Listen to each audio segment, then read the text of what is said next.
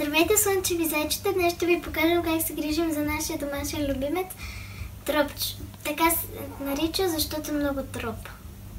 Ето го. Еко. Тропчо. Сега ще свалим клетката.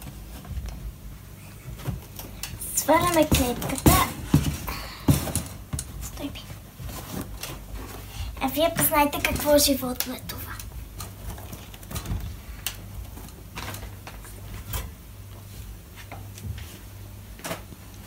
Така. Сега първо трябва да мазнем ето тези.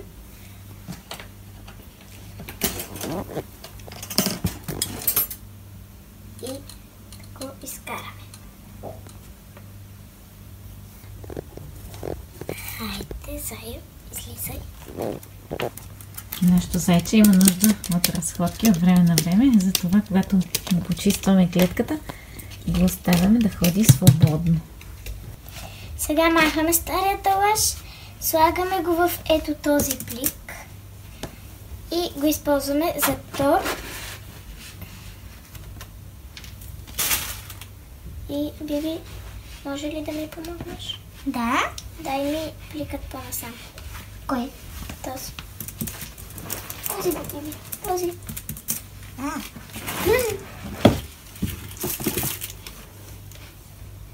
Тази поза. Колко прекрасно ще се чувстват цветя.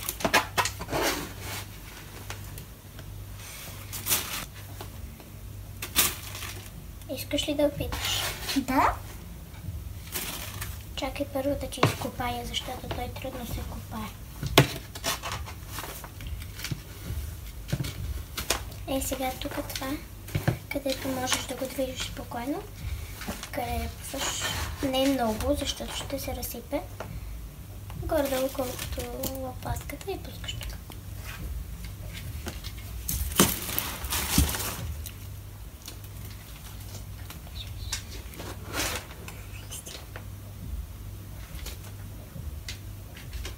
Не се опитвай там. Ще ме напръскаш с стария талаш. И зайчката храна в него и... Биби, ще кажеш ли нещо за зайчето? Обичаш ли го? Да. Нашето зайче е пират. Защото не вижда с едното оче. Да, и трябва да му превържаме в руска мъж. Да. И ще стане истински пират.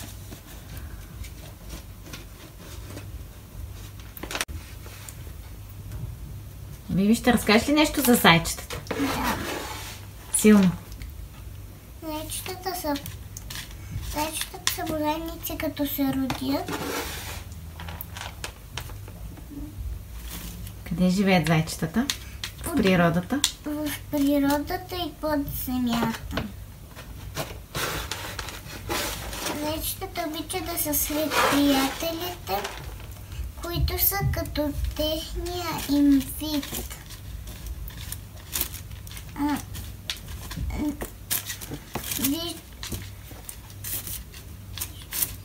Виждането на зайчето е много интересно. Да може да вижда наляво, надясно, нагоре, назад, без да си обръща главата. Но не може да вижда? Но не може да вижда. Но не може да вижда Близо до себе си. близо до себе си. Тогава му трябват очила. Като на баба. На баба. За зъбките ще кажеш ли нещо? Зъбките на зайчето? Цял живот растат. Цял живот растат и той трябва да си ги поддържа с твърда храна. Да, те никога не спират да растат. Те никога не спират да растат, ако не си ги поддържа. И така, затова има ето такива зъби отпред. Защото по принцип се дъвче с тези зъби, а не с тези. И затова тези стават малко по-дълги.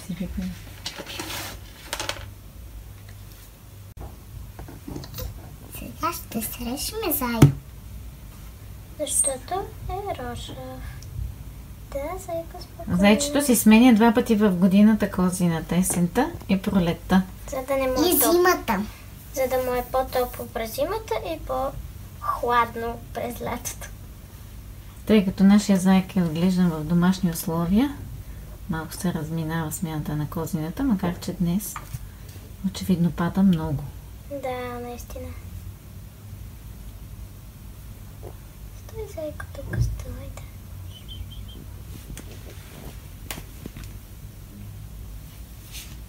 Стой, Зайко. Ски ногти. Има. Да, Има нужда от подрязване на ногтите. тъй като той не е в естествена среда. В естествена среда би си изтрил ногтите, Стой. когато копае. Да. Но в клетката няма тази възможност и се налага ние да му режем ногтите. Ногтите По-точно. ги реже нашия татко, защото трябва да се стисне по-силно. Да. Ние сме момиченца.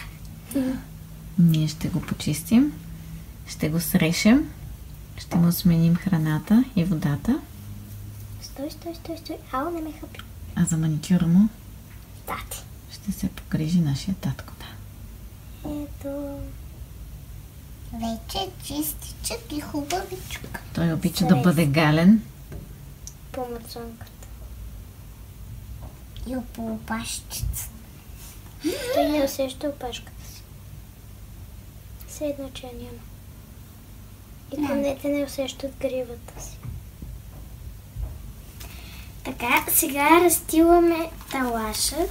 Тук, вътре в клетката. Хубаво, за да може да попива, когато се изхожда и да му служи като легло, да му е мекичко. Но не трябва да прекаляваме, защото иначе няма къде да спи. Защото ще бъде до небесата натигнат.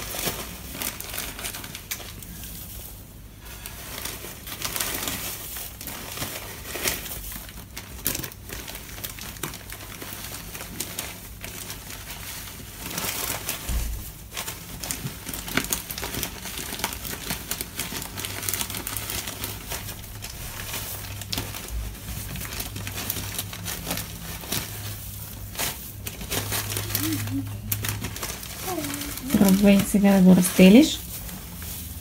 Може би е достатъчно. Може би трябва още малко, според мен. Добре, сложи още малко.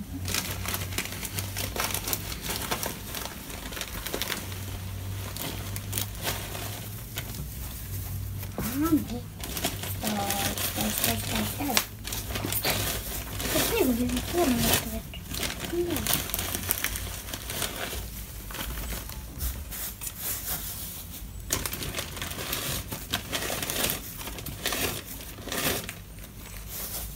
Сега ти трябва лопата. Готов. Така, сега слагаме сено, не много, малко само, за да поддържа зъбите си, за да могат да се трият хубаво, да не стават прекалено дълги. Може да го сложиш цялото. Цялото? Да. Добре. Сега ще го сложим цялото. Защото е малко. О, по-добре се. Нищо. Вече много силно. Това не му е основната храна. Има си и специална храна за гризач. Най-вече за зайци, според мен. Е, това сено е изсушена трева от полето. Да. Реално. Защото той с това се храни. С изсъхнала трева. Това е храната на зайка. В нея има пресована храна, витамини, царевица, слънчогледови семки и Овесени ядки. И овесени ядки, да. Малки моркови. Може би има и моркови, но не го виждам. Много е важно храната на зайка да е суха, стигна толкова храна. Не. Разсипам. Голям бара. Ето тук я слагам. Зайко. Зайко.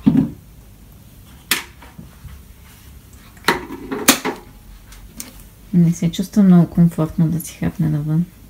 Да, защото е свикнал вече 4 години в тази клетка.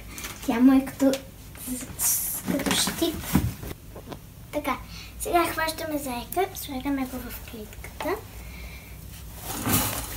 и слагаме капакът, без той да излиза. Ето така. И тук сега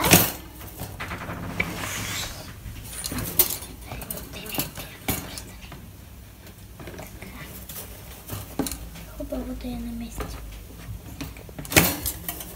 Ето.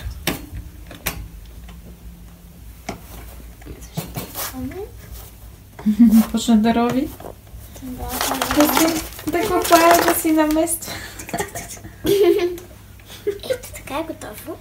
Майя му стига. Идеално е. Стой. Той бе зайо. Стой, зайко. Зайчетата са много плашливи. И могат да умрат от страх. Да. Защото някой, ако тича, ще го стресне. Сега ще му сменим водата. Зайо пие от специална поилка с едно топченце, което така се връща, тъй като той няма муцуна като на хората и не може да пие от чаша или от обикновено шише. Затова той пие от специално шишенце за гризачи. Малко като това за бебета, шишенцето за бебета. Айде, Зайко. Той хапва. Той вече яде. Гриз. И как се казва? Честита баня? Да, баня, Зайко. Може да цапаш на воля. Да, ама не съвсем. Да не честим пък. Това не е. Какво ще Това кажете на беше от децата? нас. Това беше от нас почистването на нашия Зайко. Същото казах и аз. Чао! Чао! Сега се налага да почистим след себе си.